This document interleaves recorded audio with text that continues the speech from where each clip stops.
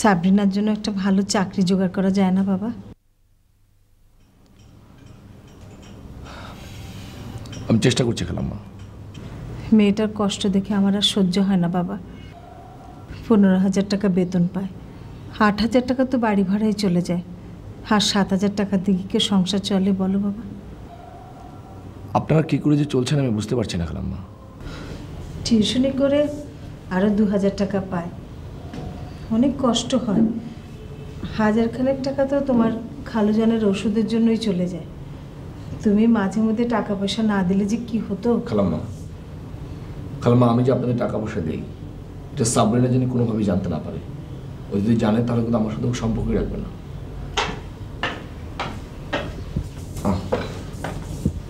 কি এলা, তোমার পড়ালেখার কি অবস্থা? ভালো, নেক্সট মান্থে ফাইনাল পরীক্ষা। গুড। এবার কিন্তু এইচএসসি খুব ভালো রেজাল্ট করতে হবে।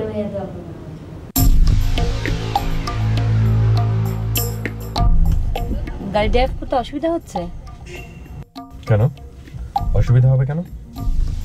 Already you can drink 6 pack, okay? আমেরিকায় আমার এক বান্ধবী ছিল, ওর নাম ছিল Shahana.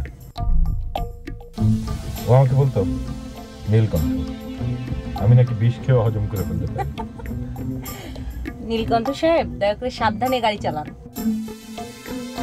I M a good driver, trust me.